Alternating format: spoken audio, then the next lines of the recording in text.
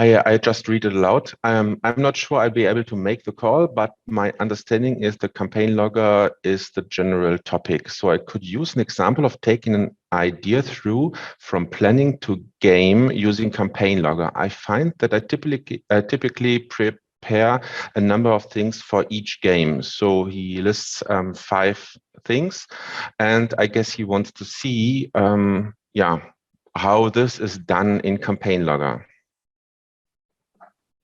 All right. Are you able to demonstrate any of the answers to his questions, or should we bookmark this for a separate video demonstration? How did you want to handle that, Jochen? We can go into the tool if you want. Yeah, that'd be great. I think I've enabled screen sharing for everyone. I'm going to paste the question in the chat here so there's a record of it as well. So,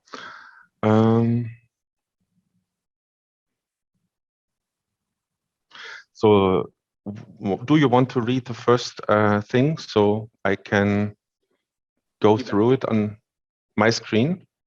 So Steve is looking for a set piece or 2. Right now the party is on a boat heading to a port, so they know their path, and things that are more or less specific in a specific place for them to encounter.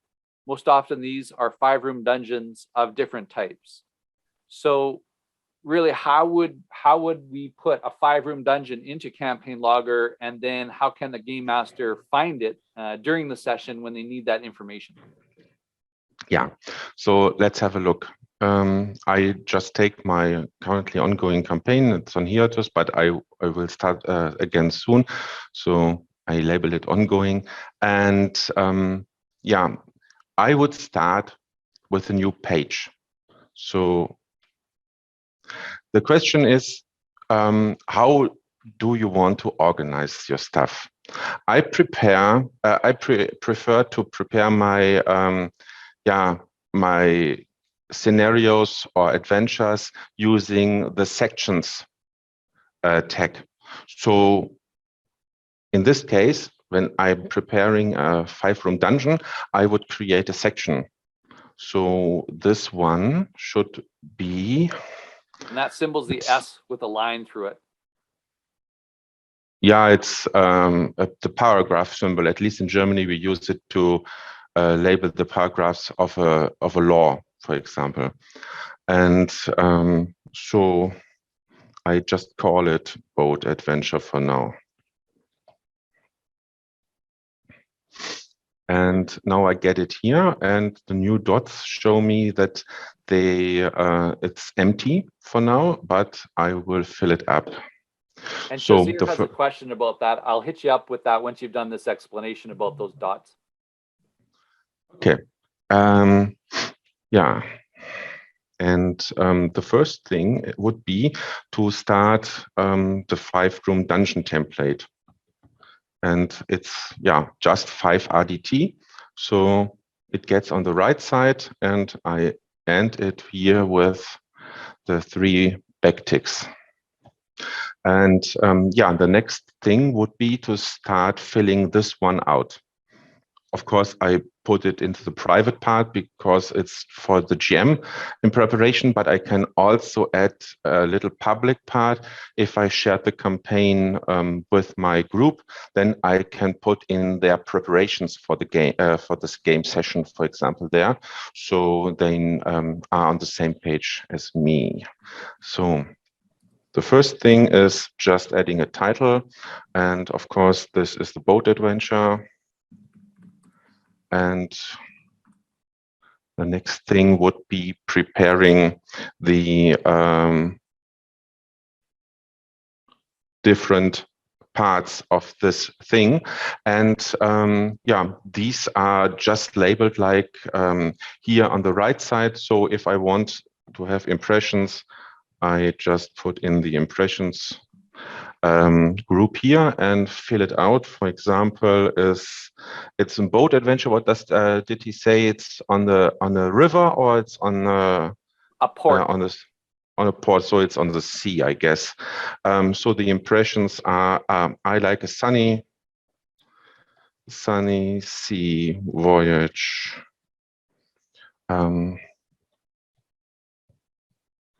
And for me, it's gulls. They need to be there, and some dolphins I want to have there. Then maybe storm clouds gathering. I'm just making it up as I go, and I can reorganize it any time later. So this is just the fast prep for this coming session. And then I will go directly to the dangers I can imagine. And for example, yeah, if there are storm clouds gathering, I guess there could be a storm. And yeah, if they go to the sea, then of course I feel challenged to put in pirates. So this is of course a possible danger.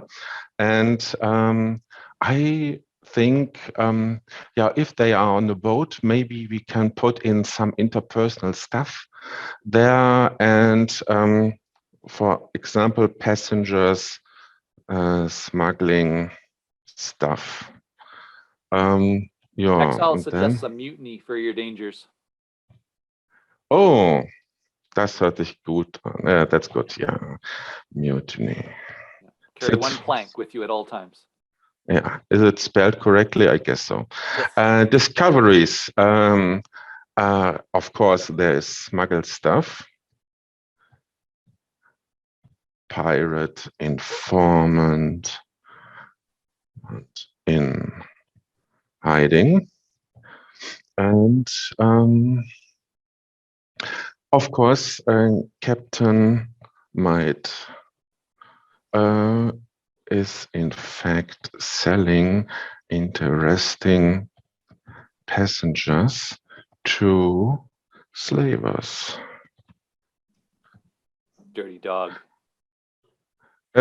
Maybe this comes up in gaming, maybe not.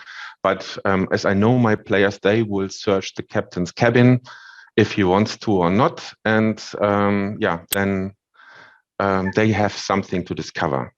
Yeah, that's this one. And now I need to come up with a little plot here. So my room 1 is, yeah, this just the onboarding.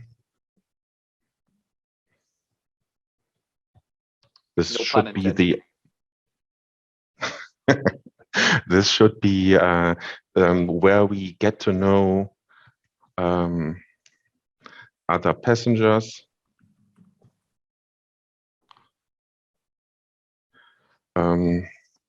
Roll for observation. And then we can discover, for example, a nervous mate in Klammern, pirate, informant. Leonard suggests removing weapons or taking weapons during onboarding so that everyone's not walking around like nuclear bombs ready to go off. Need to hand out weapons. And for example, we can also have captain is checking every passenger.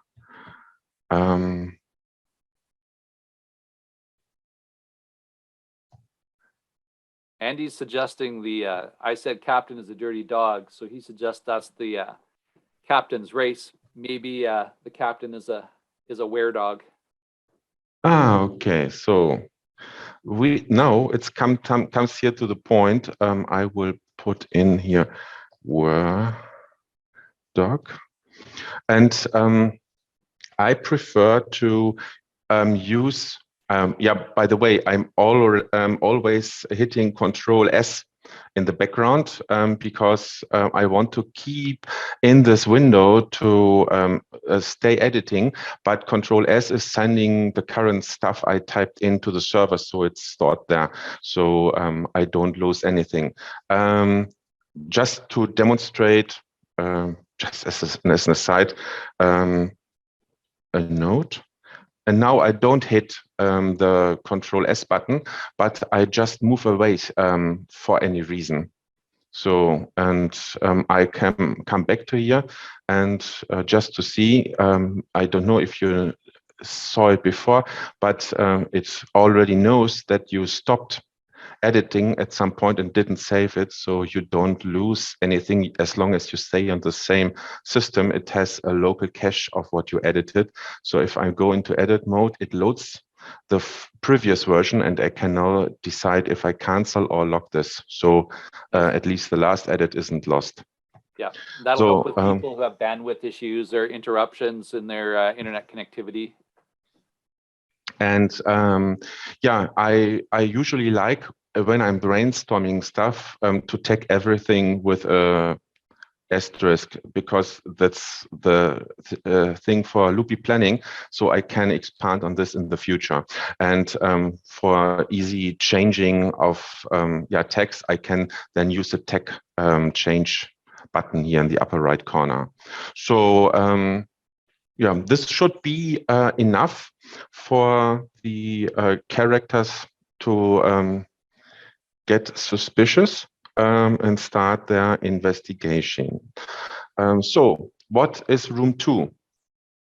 That's usually the puzzle, I guess. Yeah, or role play. Maybe Role play or puzzle. Yeah, let's do. Of course, it's like Murder and Orient Express.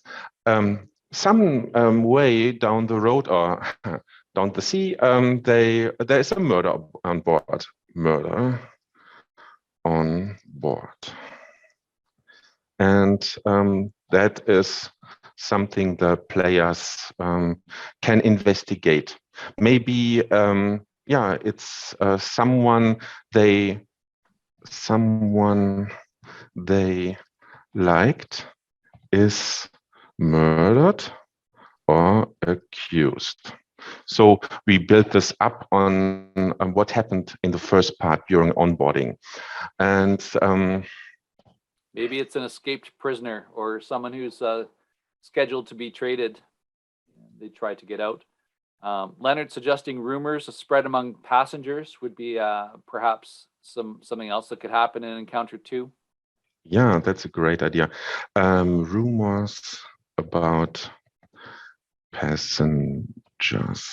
And then Exile is suggesting strange fittings on the boat that might be used by slavers. That could be a clue during Encounter 2 that people could pick up on. Yeah, strange fittings. And this is shaping up to be the way that I develop encounters as well, where I'm thinking, okay, well, there might be one central spotlight thing happening, but like Barnum and Bailey 3-Ring Circus, other characters will do other things in the same encounter. So by having clues as well as the thing of the murder and other aspects, like it seems to be a bit of a tossed salad, but in play, there's now more things for more players to do. And these are really just a menu for you to choose from. So I like the way that you're going here, Jochen.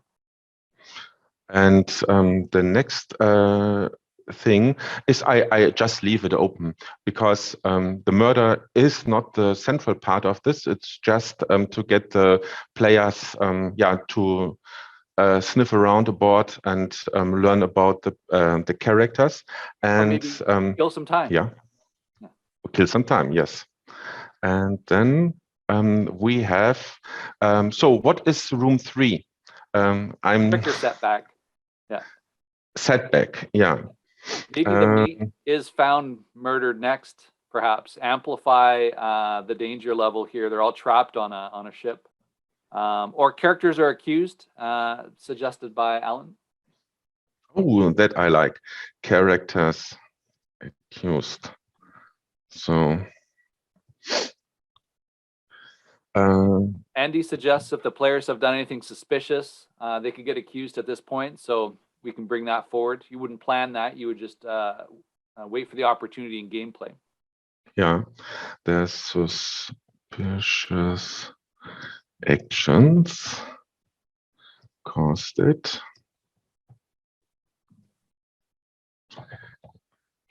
And Captain likes to chain them. Leonard's suggesting ship is attacked by raiders.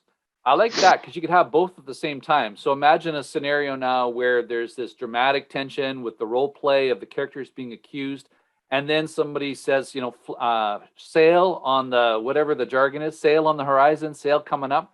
And so now there's this open loop with, you know, the accusations, and then a physical open loop with an impending danger here. That's a nice setup if you choose to go with that. Yes, I like it. Can players convince captain that they are more valuable on deck than in chains? That's a nice question to be answered. And room 4. Before we get to room 4, there's a little bit of a twist, I guess you would call it, that I quite like for you to consider. That would be that the fittings that were introduced in room 2, I think it was, to restrain prisoners, could also be used here. Should any PCs be taken prisoner, they could be using the fittings that were alluded to in an earlier encounter. That's more like I would put that in an impressions box within room 3, the way I would do it. Anyways, good idea. Should I put it in there somewhere? I wouldn't interrupt your flow. Yeah, keep going. Sorry to interrupt. Okay, and then of course, yeah, the big battle in room 4 is a sea battle, and we of course need opponents, but we have swinging from one ship to the other. General swashbuckling. From Alan here for you, Jochen. One is that the raiders might have a spy on board, and that the slaver ship is covering as a prisoner transfer ship. Yeah, we already introduced the pirate or informant here above. Right. So, so what should I say here? If the informant is still alive, they're now doing sabotage. Informant as one idea. Sabotaging defenders.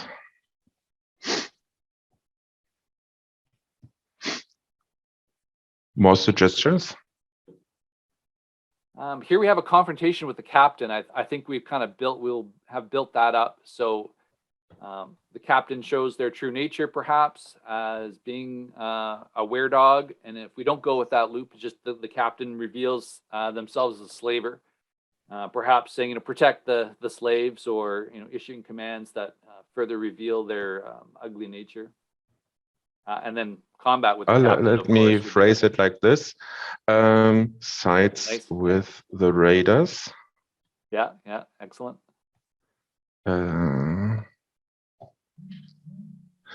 Tries to strike a bargain to prevent the battle. Yeah. And then Leonard has an interesting idea. I think this is maybe for room 5 twist, but someone could decide to scuttle the ship. What is scuttle? Yeah, scuttle. Yeah, that would be epic during the fight as another complication. It could be a chest setback or amplifier, but sink the ship. Yeah. Yeah, sink the ship. Basically ruin the ship so that it can't be used by others. That's a cool idea. That's from Leonard. Maybe we put it in here. Scuttle. And Andy had a good suggestion. You know, the scuttling, sinking could be a progress clock or a timer, or otherwise a time limit deadline type of tension device. Yeah, good idea. So each tick of the clock could be more damage to the ship. Characters are chained. They get to observe first hand. So this is just as an escape. If they are chained, as they cannot participate on deck, then they have the ability to see what is ongoing under deck, and maybe they can convince the informant to side with them. Let them free, and they will go with them. So we have several different options here to follow up. Then room 5. So what should we reveal? I would like to have room 5. I cannot force this, but I would have it if the characters and the remaining crew need to take over the radar ship because their ship sank, and they have to go with the radar ship to port. Yeah, that's good. To port aboard a pirate.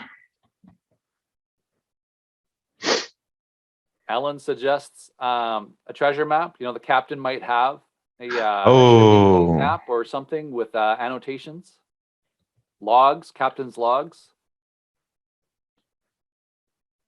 And then the raider ship is the treasure. If the players decide to leave their prisoner shipping crew behind and go on their own, they could take the raider ship as well, if the pirate ship hasn't been scuttled, or vice versa. Everybody but the players leave the pirate ship, and then the players fix the pirate ship, and now they've got their own Serenity thing going on. Conclusion I just renamed to follow up leads, and then I should spell it correctly and put this over there.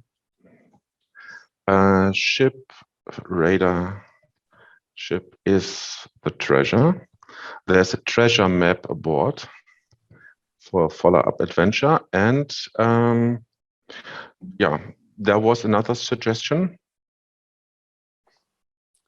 Let's see. The raiders are not raiders, but recruiters for an island navy. Then logs of slaver contacts. Perhaps then the players might take it upon themselves to destroy the slave ring or the situation. That's a good idea. Yeah. Then I put it hunt the Leonard hunters. goes the mimic route. The ship is a giant mimic. Oh, that's nice. Funny. And it docks at a warehouse.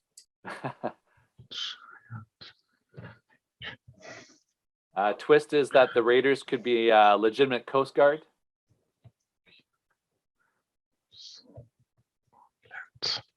I like this.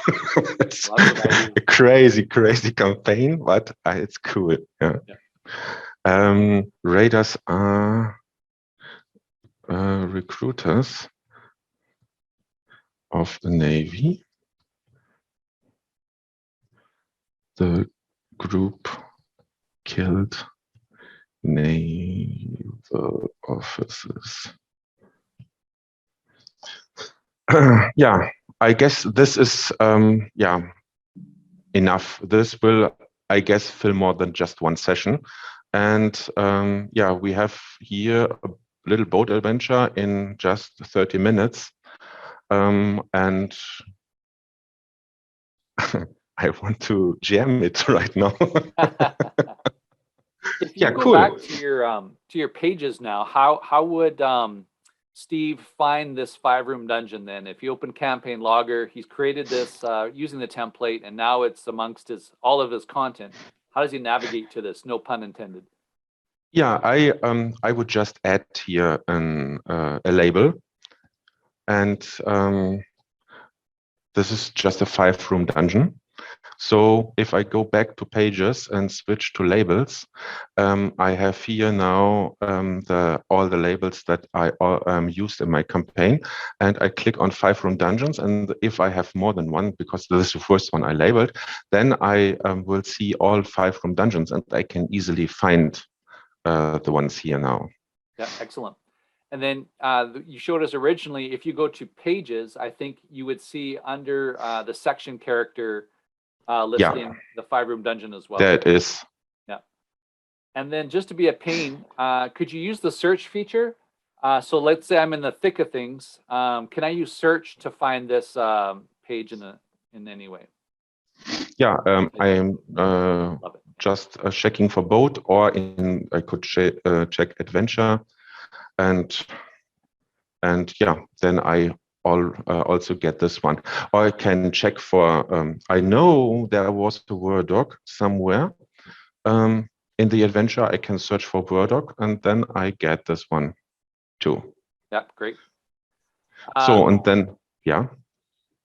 Leonard has a request. If you could export that so then people can upload it and then play with it in their campaign logger. Basically, you've got the template, but you've also filled in some sample values, which people will remember, I think, as context for this conversation. So if you feel like giving that as a JSON file, I can set that up on the community later. Yeah, sure. I can do this. Yeah, excellent. And so I've been looking at Stephen's question. I think in general, this answers a couple of the questions. How do you find stuff? How do you build things? Well, there's a 5-room dungeon template, more templates to come. As far as building like a movable piece or two, I would follow the same process. And it's up to you whether you use 5-room dungeons or your own techniques or methods, but you go to the campaign logger, you go to the pages, you create a new page, and then you type in your information, and then it's there. If you use tag symbols like the exclamation mark and @ as you're typing in things. So for example, my notation is, the first time I wrote captain, I would use an @ and I would type captain in all caps.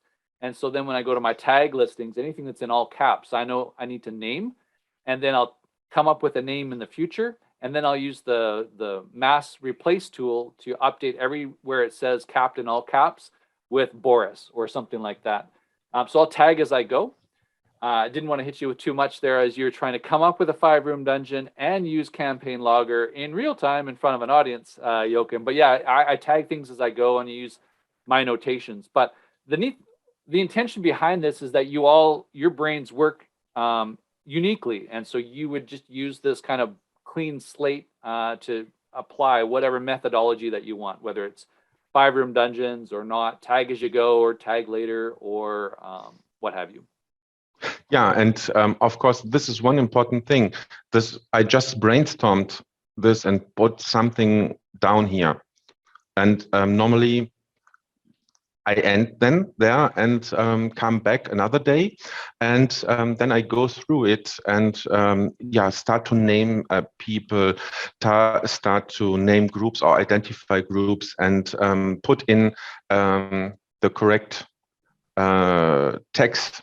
So I normally don't do it at the point where I'm just brainstorming, and the slave was, of course, an organization or a group. Then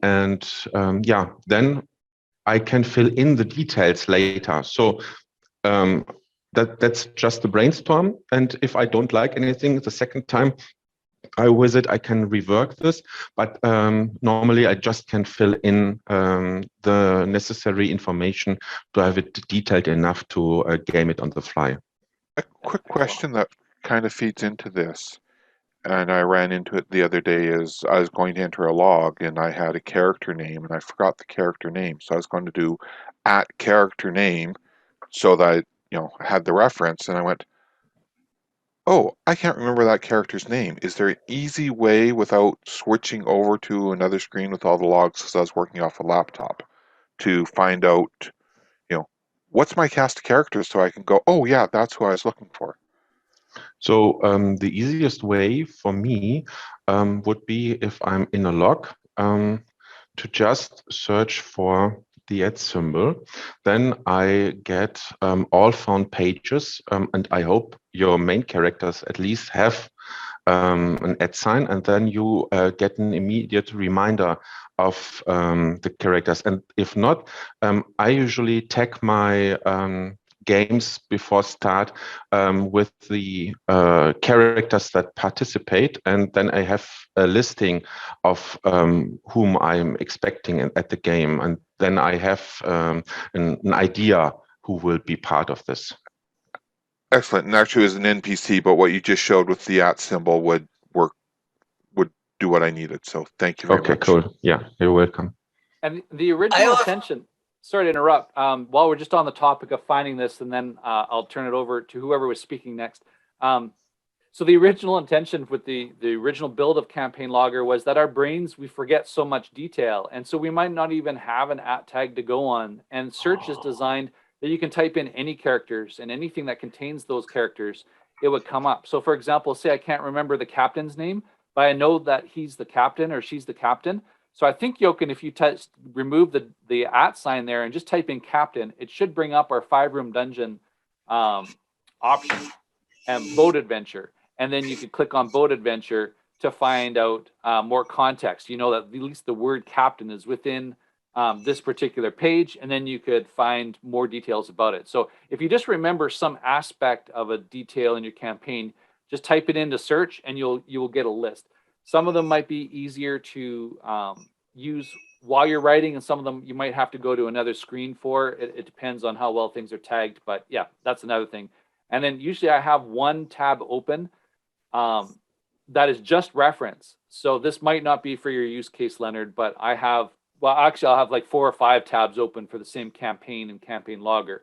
And then in the one, I just purely a lookup thing that helps too. Yeah, so if I am gaming, I have my prepared adventure 5-room dungeon on one page, and the leftmost one, and the actual session log on the second tab, and then I can easily switch over and reference what is ongoing and use it in my descriptions here. I usually give characters multiple names, which messes up the tags a bit. But so like, I'll give them the name of whatever their role is or whatever I first thought of them as. For example, Rambling Gambler. And then there'll be a name for her actual name, which is Natalie something or other, I forget, because and then there'll be a name for what the characters know, and then there'll be a name for the secrets. So, and they'll all be tagged. Yes, and you see, I already started here with an AKA. This is in preparation of an upcoming feature where we will introduce aliases for tags. So you can use different tags to point to the same page to get the same reference information and have them collected in one place. And yeah, this is just a trying out to have the information evolve also in German as in English too. So I'm just translating currently to German and naming all the original tags here as an AKA label for now. So in the future there will be an automatic service which will allow you to use several different tags for the same with the same meaning. That's good. And you can use the tags in the current way right now by just having a tag, a label applied to a page with all of the alternate names, and then you can use search for that in the label screen. And then my previous thing was to create a log entry that has the main NPC name, and then I just tagged all the other aliases under that. That's a little bit, I don't know what you call it. It's like a little less efficient for the database because it's not purely data relationships, but I would make a note and say they also are known as these people. And then I could type in any of those names in the future, that log entry would come up in search, and then I would have my instant reference. You could put that into page now if you like, because there's a hover over feature on page preview in your logs for reference. But yeah, those are 2 approaches that I've used in the past. And also, I guess this is recent news, but we renamed campaign entries to pages because campaign entry, log entry, was ambiguous and throwing folks off. And pages means, I think, makes a bit more sense for people trying to wrap their heads around the taxonomy, because it's kind of it's a structureless app, what allows many to many. So it kind of works the way that your brain can work. but it throws some folks off because it's so structureless. So yeah, you can use pages that are like pages in a notebook, and then your campaign would be that notebook. And then you've got logs, which are like short entries, things you might write in the margins of your pages. And that's what the log kind of metaphor is now.